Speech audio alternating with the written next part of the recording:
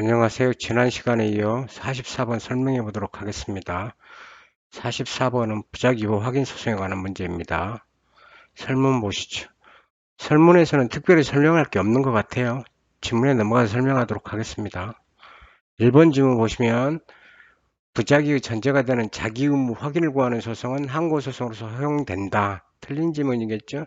이 논의는 우리가 41번 문제 행정소송 한 개 할 때 뭐죠? 행정소 한 개 중에 사법본질상의 한 개, 뭐 권력분립상의 한 개 설명할 때 또는 소송 유형상 한 개 설명할 때 법정의 항고소송, 문명의 항고소송이죠. 고민할 필요 없이 우리 현재 대부분 판례는 다 허용하지 않고 있죠. 그래서 자기의무 확인 소송도 허용되지 않는다 됩니다. 판례는 한번 읽어보시죠. 뭐 내용까지는 알 필요는 없는 것 같고요. 전체적으로 빨간색으로 되어 있는 부분만 보시면 될 것 같아요. 2번 보시죠. 검사 불기소 처분에 대해서는 부작위보 확인 소송을 제기할 수 없다. 이렇게 되어 있죠. 그러니까 이건 두 가지가 설명이 가능한 것 같아요. 먼저 보시면 부작위보 확인 소송 대상이 되는 거죠. 뒤에 5번 지문에서 설명할 테니까 지금은 그냥 들으시면 될 것 같아요. 부작위보 확인 소송 대상은 처분의 부작이잖아요. 그러니까 처분이 먼저 성립해야 돼요. 그럼 검사의 불기소 결정이 처분이 해당하느냐라는 게 논점이 되겠죠. 근데 판례는 아시지만 검사의 불기소 처분은 처분이 아니다라는 거죠. 처분이 아닌 이유가 뭐냐면 행정소송 이외에 다른 절차에 의해서 예정하고 있는 처분은 항고소송이 될 수 없다라는, 그래서 처분에 해당하지 않는다라는 게 판례의 입장이죠. 근데 다른 한편으로는 이렇게 볼 수도 있어요. 행정소송 한 개 보면 행정소송이라는 것이 원고의 권리보호잖아요. 그럼 권리보호 한계일 수도 있다는 거죠. 그럼 보호를 받으려면 권리보호 요건이 필요해요. 그럼 권리보호 요건에 뭐가 있냐? 권리보호 자격이 있어요. 일반적인 거예요. 모든 소송 유형이 지켜야 할 권리보호 자격이 있고, 그 다음에 여러분들이 알고 있는 협의의 소유익 같은 권리보호 필요 또는 권리보호 이익, 그 다음에 당사자 적격이죠. 이걸 또 설명하면 원고 청구가 권리보호 요건을 충족해야 되잖아요. 그 원고 청구는 원고 플러스 소송물인 거예요. 이 두 개는 소송물에 관한 요건인 거고, 이쪽은 당사자에 관한 요건이에요. 이게 민사소송에서 설명하는 방식이에요. 그럼 권리보호 자격 중에 여러 가지가 있지만 제소 금지 사유나 제소 장애 사유가 없어야 돼요. 여러분들 생각하시는 헌법 보셨죠? 국회의원의 징계는 제소할 수 없다. 똑같잖아요. 헌법에 써 있잖아요. 법률상으로. 또 뭐 있어요? 법률 해석으로 떠오르는 거? 기관 이임 사무할 때 위임자. 예, 지방자치법정의 수단을 사용할 수 있기 때문에 항고소송을 통해서 행정소송을 해결하는 건 허용되지 않는다. 허용할 수 없다. 이렇게 되죠. 또 뭐 있어요? 행정심판의 피청구인. 그죠?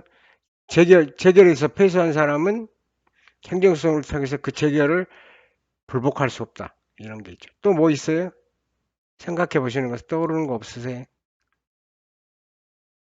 공법상에서 부재소 합의 허용되지 않는다. 이런 것들이 있어요. 또 이제 뭐 있냐? 직접적이고 간이한 다른 권리구제 수단이 있는 경우는 안 된다는 거죠. 떠오르는 것을 생각해 보세요. 여러분 수업에 나오는 거. 검사 불기소 결정 있고, 파산. 그죠? 근데 등등 있죠. 뒤에 나오면 또 설명해 드릴게요. 근데 우리 대법원 판례는 어떻게 된다? 행정소송 한계에서 설명하는 게 아니라 직접적이고 간이한 다른 권리구성이 있을 때는 처분의 성립 요건 맨 마지막에서 처분이 아니다. 이렇게 설명하고 있다는 거죠. 어느 두 가지 설명이 다 가능해요. 여러분은 어떤 방식을 취할지 모르겠으나 저는 이게 더 맞다고 생각해요. 왜냐하면 이게 민법할 때 기초적인 사고방식인 거고, 이게 일반적으로 모든 그 소송 유형이 갖춰야 되는 거고, 그 다음에 개별 소송 유형별 권리보호 요건들은 협의의 소익 여기서 결정이 되는 거죠. 어느 방법을 취하셔도 이해하시는데 문제가 없을 걸로 보여집니다. 3번 질문 보시죠. 추상적 범정의 재정 여부에 관한 분쟁은 부작위보 확인소송 대상이 될 수 없다. 여러분 똑같죠? 한계, 사법본질상 한계, 구체적 사건성 필요. 일반적 추상적 법령 그 자체는 다투는 분쟁은 구체적 사건이 거래된다는 거죠. 행정소송 한계라는 거죠. 왜 부작위법 확인소송을 항고소송, 행정소송 한계에 대해서 심판의 대상이 되지 아니한다는 거죠. 될 수 있다고 그러니까 틀린 거죠. 판례는 보시면 될 것 같고, 그치? 4번 기관소송으로서 부작위법 확인을 구하는 소송에는 그 성질에 반하지 아니면 부작위법 확인 소송에 관한 규정을 준용한다. 준용 규정 보시면 되죠. 써 있잖아요. 그치? 법조문이니까 특히 법조문에 대해서 제가 말씀드리고 싶은 게 몇 조 안 되잖아요. 행정소송법은. 그죠? 그냥 외우세요. 수험을 준비하시면. 그냥 외우시면 돼요. 이걸 왜 외워야 되나? 근데 이게 시험 문제에 나오니까요. 원래 법조문은 시험 문제 안 내는 게 맞을 수도 있어요. 저도 한참 40올 때 법조문 내면 특히 헌법, 공법 분야에서 때문에 짜증 냈죠. 뭐 몇 년 또 날짜 계산을 이걸 외워야 되냐. 근데 오히려 2차가 더 편해요. 그런 거 외울 필요 없잖아요. 왜냐면 1차는 모든 객관식은 모든 구석 증거에서 내버리면 답이 없는데 2차 같은 경우에는 대충 그게 있거든요. 나올 때가 있고 안 나올 때가 있고 또 약점 있고 강점 뭐 포인트들이 좀 있어요. 근데 객관식은 방법이 없어요. 그러니까 그냥 외우세요. 이런 거 몇 점은 안 되잖아요. 저도 옛날에 한참 공부할 때 헌법 조문 외우려고 조그만 거 수첩 같은 거 들고 다니면서 버스간에서 외웠던 것 같은데 다 외워져요. 하다 보면 안 외워지면 안 돼요. 이건 해내야 돼요. 법조문. 그걸로 보시면 될 것 같아. 5번은 보세요.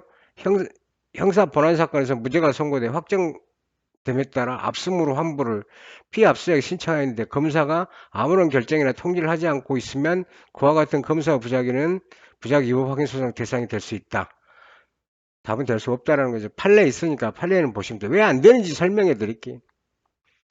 부작위 위법 확인 소송 대상은 법조문 보시면 행정청의 부작위죠. 행정청의 부작위 성립 요건은 행정청이 있어야 되고 부작위가 있어야 돼.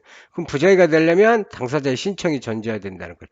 그럼 이제 뒤에 이제 쭉 가다 보면 신청의 적법성이 있느냐, 신청권의 전부가 있느냐, 신청의 대상이 있는 거죠. 여기서는 신청의 대상이 일정한 처분이어야 된다는 거죠. 신청권의 의미 여러분 아시잖아요. 이게 들어가 여러 원고적 요건이냐, 대상적 요건이냐, 또 신청을 하는 거 실체법적 신청권이냐, 절차법적 신청권이냐, 신청권의 적법성도 가보면 형식적 적법성이냐, 실체적 적법성, 또 다 여러 가지 학설이 있어요. 교수님별로 다 다르고. 뭐 그건 때 또 나오면 또 설명해 드릴 텐데 여기서는 신청 대상이 일정한 처분이에요. 또 행정청은 그 신청을 받아서 일정한 처분할 법률상의 의무가 있어야 돼. 그럼 일정한 처분이에요. 똑같은 거예요. 이게 개념은. 그죠? 그냥 법률상 의무가 있느냐라는 거죠. 그러면 이 법률상의 의무에 대해서 또 나뉘잖아요.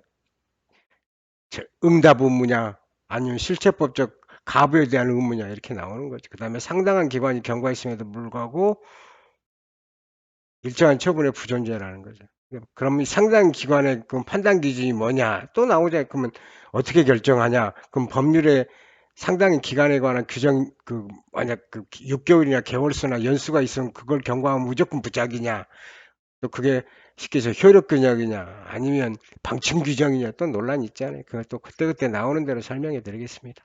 여기서 어떻게 설명할 수 있어요? 보세요. 압수물에 대해서 신청하였는데 아무런 결정하지 않고 근데 이게 처분에 해당하냐는 거죠. 처분에 부작위에 해당하는 거냐. 근데 보시면 형사 본안 사건에서 무죄가 선고돼 확정 판결 압수물 제출자가 환부하여 당연한 의무가 발생한 것이고 효과가 어떻게 발생해? 행정행위 효과의 기본적인 구성 요건이 면 권리 의무가 발생해야 되죠. 근데 권리 의무 발생이 어떻게 결정이 돼야 돼요? 행정청의 의사 결정에 의해서 돼요. 그러니까 법적 규율이어야 되는 행정청의 의사에 의한 법적 규율이어야 된다는 거죠. 근데 이건 법률에 의해서 당연히 발생하는 거니까 행정청의 의사 결정이 필요가 없다는 거죠. 그 행정청의 의사 표현이 아니니까 이걸 다퉈봤자 의미가 없다는 거죠. 법률에 의해서 당연히 효력이 발생하는 건데. 그럼 법률을 다투려면 어떻게 돼야 돼요? 항고소송 대상이 아니라 법률 자체에 다투려면 규범 통제로 가야 되는 거죠. 이렇게 설명할 수 있어요. 그러니까 이런 것들을 정확하게 알아내는 게 굉장히 중요해요. 뭐 특별히 오늘은 할 거 없고 부작 입원하기 소송에 대한 기초적인 내용이죠. 오늘은 여기서 마치겠습니다. 수고하셨습니다.